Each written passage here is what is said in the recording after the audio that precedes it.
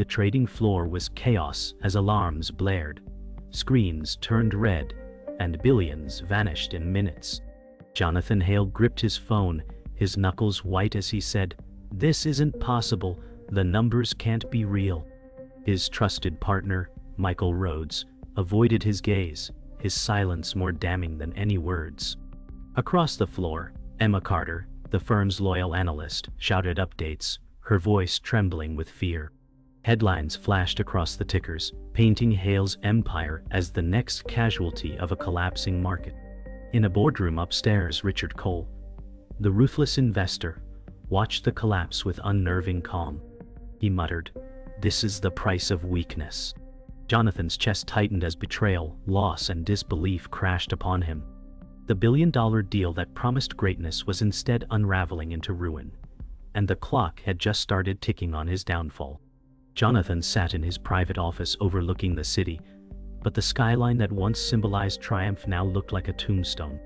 Michael Rhodes entered quietly, his voice smooth as he said, "This storm can be contained if you listen to me." Jonathan's eyes narrowed, suspicion cutting through despair. Emma Carter knocked hesitantly, clutching fresh reports that spelled further disaster. "We've lost 30% already," she whispered. Jonathan slammed his fist onto the table, the sound echoing against glass walls. Richard Cole's name lingered unspoken between them. His presence felt like a shadow even here. The empire Jonathan had built was slipping through his fingers, and betrayal was seeping into every corner. The weight of billions pressed down, and the room felt smaller with every passing second. The boardroom meeting was tense, silence heavier than steel. Richard Cole sat at the head of the table, eyes cold and calculating as he spoke. "Your empire was always built on sand, Jonathan." Jonathan forced his voice steady. "You pushed this collapse, Cole. Don't pretend innocence." Michael sat between them, gaze fixed on his watch as though the outcome was already decided. Emma shifted uneasily, torn between loyalty and fear. The deal that promised to crown Jonathan a titan was exposed as a trap. Cole's smirk carried the weight of victory long before the war was finished. Jonathan's pride battled with panic, but he felt the ground slipping further beneath him, each word cutting like a blade. Jonathan walked through the marble lobby of his headquarters, the sound of his footsteps echoing like judgment. Employees stared, whispers following him like smoke. Emma trailed behind, whispering, "They're losing faith, Jonathan. You need to address them." He paused, looking at the towering company logo now mocked by headlines scrolling across their phones.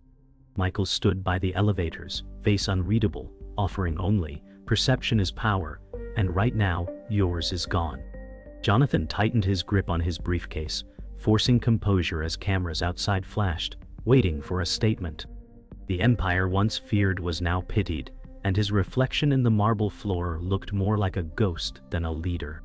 That night, Jonathan stood alone on the balcony of his penthouse, the city lights below dimmed by his turmoil. He whispered, "It was supposed to secure our future," words stolen by the wind. His mind replayed the betrayal, the collapse, the loss. Emma's voice echoed in memory, urging him to fight back.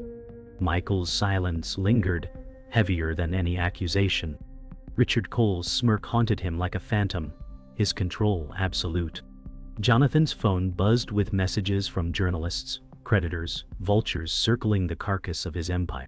He closed his eyes, shoulders shaking, the city stretching out like a battlefield he had already lost. For the first time, Jonathan felt truly powerless. Jonathan sat in the quiet of his penthouse, surrounded by silence that used to feel like peace, but now echoed with failure. He stared at the framed newspaper headline from 2 years ago. "Hale Capital secures billion-dollar victory." Emma's voice came softly through the intercom. "Jonathan, the press wants your statement." He sighed, rubbing his temples, his mind torn between denial and duty. "If I speak now, I'll sound desperate," he murmured. Michael's name flashed across his phone, but he ignored it. The storm outside mirrored his thoughts, thunder rolling across glass walls. His empire's fall had stripped him bare, leaving only a man trying to remember why he ever believed in this deal. For the first time, success felt like a curse he could not escape. In the conference room, Emma laid out the latest reports, her voice calm but eyes strained. We can still stabilize some assets if we move quickly. Jonathan stared at the charts, seeing only red lines crashing downward. Stabilize, he said quietly. We are bleeding out. Michael entered, smooth and composed, his tone dripping with confidence. We can still negotiate, Jonathan. If we pull back on Cole's leverage, we might survive. Jonathan turned sharply. Cole's leverage is what killed us. The silence after was suffocating. Emma glanced between them, the air heavy with unspoken truths. They were trapped in a web they built themselves, and each move felt like tightening the noose. Jonathan drove through the city that once celebrated his rise. Billboards once bearing his company's logo now advertised other firms. At a red light, his reflection stared back from the windshield, weary, uncertain, and angry. He whispered, "They built me up to tear me down." His phone buzzed again, Michael calling, Emma messaging, journalists demanding answers. He silenced them all. As he turned a corner, he saw a former employee handing out resume on the street. Guilt struck like lightning. He once promised them stability. Now they paid for his ambition. Jonathan gripped the wheel tighter, knowing redemption would not come from another deal, but from facing the wreckage he caused.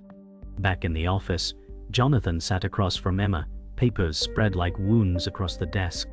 She spoke softly. "You did everything right, Jonathan. The system was broken before we entered it." He shook his head, eyes fixed on the figures. "No.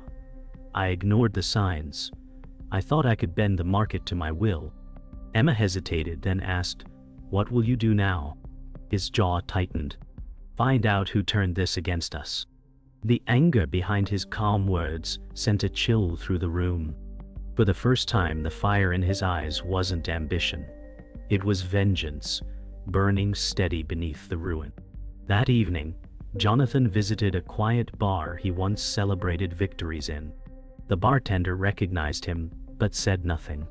On the muted TV, a news anchor reported his downfall with rehearsed sympathy. "Hale Capital faces irreversible losses," the headline read. Jonathan stared into his glass, voice low. "They talk like it's over." A man slid onto the stool beside him, an older figure with a weathered face and sharp eyes. "It's only over if you stop fighting," he said. Jonathan turned, recognizing him. Henry Vaughn, a fallen financial mentor, long vanished from the public eye.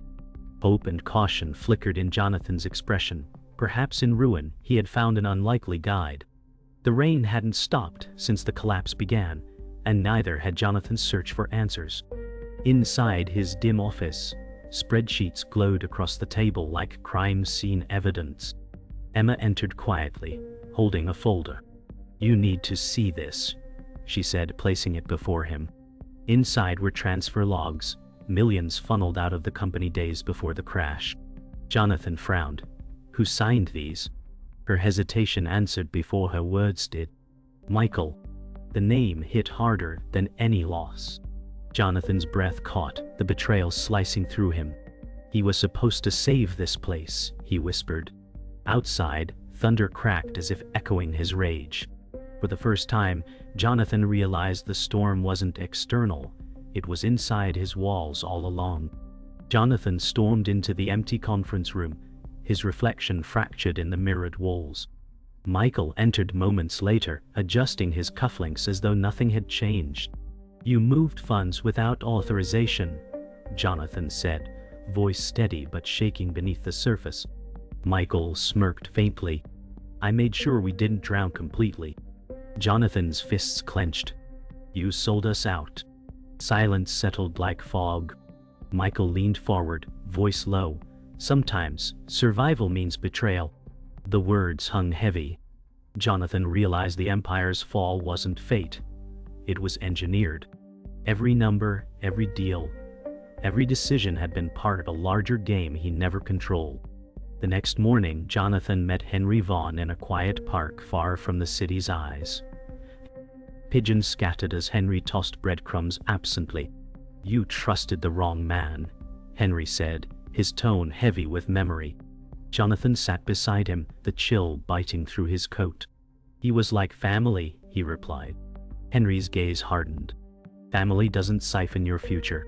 Jonathan looked toward the skyline, the buildings once representing ambition now symbols of betrayal. Cole's behind this, Henry said quietly. He orchestrated the collapse to claim what's left. Jonathan exhaled, realizing the conspiracy ran deeper than he imagined. The game wasn't over, it had only just begun. Inside a dim storage room filled with archives, Emma pulled out old contracts, her hands trembling. Cole's name appears here, she whispered. Jonathan scanned the pages under flickering light. The ink connected everything: secret subsidiaries, hidden transfers, shell companies buried in fine print. He planned this from the start, Jonathan said, voice low, steady with fury.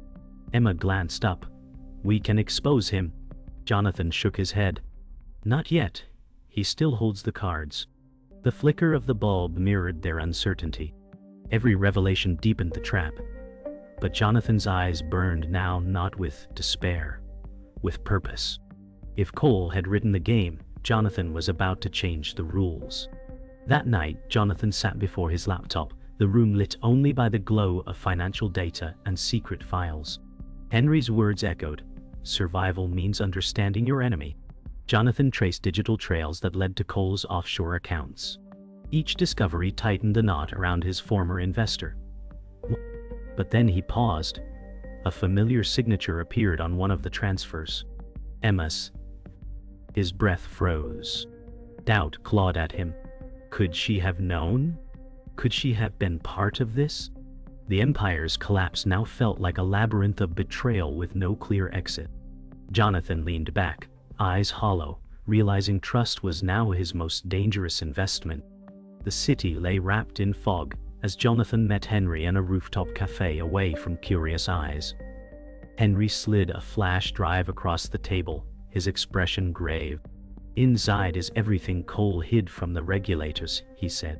Jonathan hesitated, staring at the device, as if it might burn his fingers. Why give this to me? He asked. Henry's tone was heavy. Because I made the same mistake once, trusting power.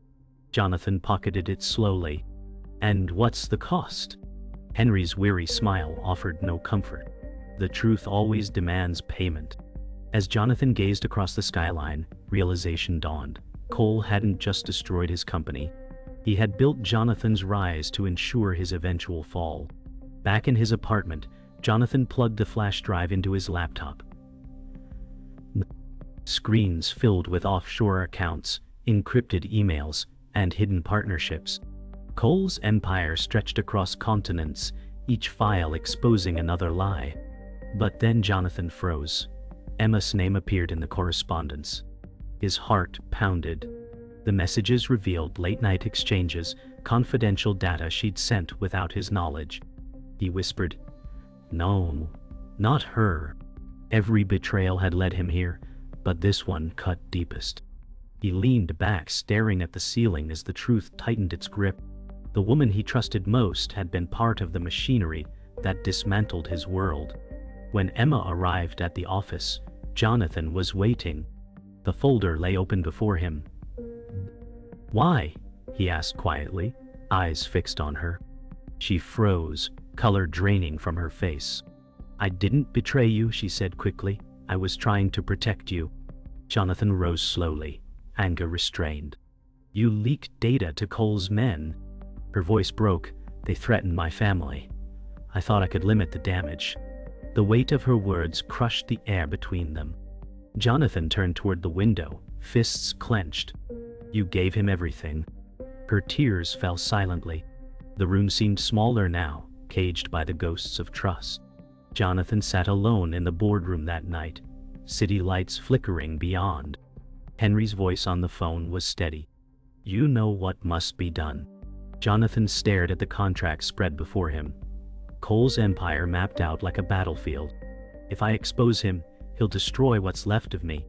Henry's tone sharpened. "He already has." Silence followed, heavy with consequence. Jonathan closed his eyes, remembering every promise, every face that believed in him. "Then I'll burn it all," he whispered. Outside, lightning tore across the skyline. It wasn't about saving the company anymore. It was about reclaiming his name. Jonathan entered Cole's skyscraper the next morning, calm but unyielding. Security guards hesitated as he passed. His reputation still carried weight. Inside the executive suite, Cole waited, composed behind his desk. "Back to beg for scraps?" he sneered. Jonathan placed the flash drive on the glass surface. "No," he said firmly. "I came to return your weapon." Cole's smirk faltered. "You don't know what you're doing." Jonathan leaned forward, voice low. "For the first time I do." In that moment, the balance shifted, not through wealth or power, but through truth. The hunter finally saw his prey turn toward him. Jonathan stared at the skyline from his office, dawn breaking through clouds like fractured glass. The flash drive sat on the desk, the key to either salvation or ruin. Emma entered hesitantly, voice soft. "If you release this, Cole will come after you." Jonathan didn't look up. "He already did." She stepped closer. "You'll lose everything." He finally turned, eyes steady. "I already have." Silence filled the room, heavy and final. The man once obsessed with winning now sought justice, not wealth. Outside, the first light of morning painted the city gold. But Jonathan's resolve gleamed sharper. Today he would gamble everything on truth. In a dim cafe downtown, Jonathan met Henry for the last time. "Once this goes public, there's no turning back," Henry warned, his tone steady but eyes heavy. Jonathan sipped his coffee, hands trembling slightly. "If I stay silent, he wins." Henry leaned forward. "Then be ready for the fallout." The old mentor's words carried both caution and pride. Jonathan nodded slowly. "I've lived my life building walls. It's time they come down." The faint hum of the city outside felt distant, unreal. For the first time in months, Jonathan wasn't chasing profit. He was chasing peace. That afternoon, Jonathan walked into a crowded press room. Flashbulbs burst like lightning, voices rose in chaos. He took the podium, ignoring the noise. "You've heard the rumors," he began. "But now you'll hear the truth."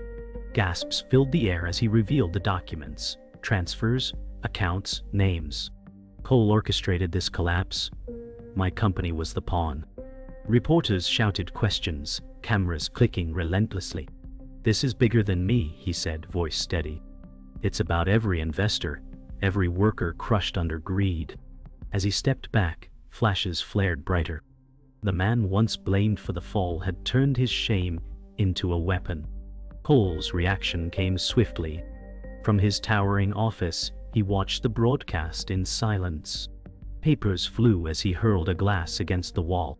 "He thinks he's won," he snarled. Michael stood nearby, pale and silent, realizing too late that the tide had turned. Cole grabbed his phone, barking orders. "Bury him. Everything he owns." Yet beneath the rage, a flicker of fear surfaced. The truth was out, and control was slipping. Outside, sirens wailed faintly in the distance. For years, Cole had manipulated others' downfalls. Now his own unraveling had begun. As night fell, Jonathan returned to his empty office. The press storm raged outside, but within, silence reigned. Emma stood by the doorway. "You did it," she whispered. He looked up slowly, weary but lighter. "We did what was right." She stepped closer, tears glinting under the dim lights. "They'll come after you." Jonathan smiled faintly. "Let them. I've got nothing left to lose." Outside, thunder rolled, but it no longer sounded like doom. It sounded like cleansing. For the first time since the billion-dollar deal collapsed, Jonathan felt something close to freedom. The morning after the press conference, headlines screamed across every screen, "Coal Empire exposed." Jonathan stood by the window, watching reporters gather below. Emma entered quietly, holding her phone. "They've frozen Cole's accounts?" she said softly. Jonathan nodded, eyes fixed on the chaos outside. "It's only the beginning." For years he chased power without seeing the cost. Now the system that once crowned him was tearing itself apart. He whispered, Maybe this is what justice looks like. The city below felt different, still restless but freer. His war wasn't over, but for the first time, he had won a battle worth fighting. Across town, Richard Cole sat in a sterile interrogation room, the empire he built crumbling with every question. A federal agent slid documents across the table. Your shell accounts, your offshore funds, all trace back to you. Cole's jaw tightened. You think Hale's a hero? He played the same game. The agent leaned in. Maybe. But he stopped when it mattered. Cole's silence filled the room. His reflection in the one-way glass looked smaller than ever. For a man who ruled through fear, the echo of his downfall was deafening. Power had finally turned its back on him. Jonathan sat in the courtroom balcony, watching Cole's preliminary hearing unfold. Cole entered in handcuffs, eyes scanning the room until they met Jonathan's. For a brief moment neither spoke, but the air crackled with unspoken history. Emma leaned closer, whispering, "You don't have to stay." Jonathan shook his head. "Yes, I do." When the judge read the charges, Cole smirked. Even cornered, he refused to break. Jonathan realized that men like him never truly lost. They simply ran out of moves. Yet in this silence, Jonathan found peace. Justice wasn't clean, but it was real. Outside the courthouse, journalists swarmed Jonathan, microphones flashing like sparks. "Are you rebuilding Hale Capital?" one shouted. He paused at the steps, meeting their eyes. "No," he said simply. "I'm rebuilding myself." Cameras clicked, but his tone carried no performance, only truth. Emma watched from nearby, proud yet somber. For years, Jonathan had been a symbol of ambition. Now he stood as something rarer, a man who lost everything and found meaning in the ruins. Behind him, the courthouse doors closed with finality, sealing one chapter and opening another. That evening, Jonathan visited the empty floor of his former headquarters. The furniture was gone, but the view remained, endless city lights stretching beyond the glass. Henry's voice echoed in memory. The truth always demands payment. Jonathan smiled faintly. He had paid, in pride, wealth, and time, but gained something greater. Emma joined him quietly. "You ever think you'll build again?" she asked. He turned to her, eyes steady. "Not an empire, maybe something honest." Together they stood in silence, watching the city breathe. For the first time, Jonathan didn't feel small. He felt whole. Weeks later, Jonathan walked along the East River, the skyline reflecting across still water. The chaos had faded, replaced by quiet clarity. A newspaper on a nearby bench bore the headline, "Cole found guilty." He smiled faintly, though victory felt hollow. Emma joined him, carrying 2 coffees. "You should feel proud," she said softly. Jonathan stared at the city that once mirrored his ambition. "Pride built the walls that trapped me." They sat together in silence, watching boats drift by. For the first time, Jonathan didn't think about losses or numbers, only moments. In the wreckage of a billion-dollar dream, he had rediscovered what truly mattered. Jonathan visited Henry's small apartment, the old mentor sitting by the window, surrounded by books and dusty ledgers. "You did what I couldn't," Henry said, voice rough but proud. Jonathan shook his head. "I only survived because of your mistakes." Henry chuckled softly. Then at least they meant something. The 2 men shared a quiet understanding, one forged in failure, not fortune. As sunlight filtered through blinds, Jonathan realized mentorship wasn't about success. It was about passing lessons earned the hard way. "What now?" Henry asked. Jonathan smiled faintly. "Whatever comes, I'll meet it standing." Later that day, Jonathan stood before the modest office of a new startup. Small, unremarkable, but alive with purpose. Emma approached, handing him a simple sign that read, "Hale Advisory." "You really doing this?" she asked with a smile. He nodded. "No shareholders, no secrets, just work that matters." They stepped inside, the space bright but unfinished. It wasn't empire-sized, but it was his.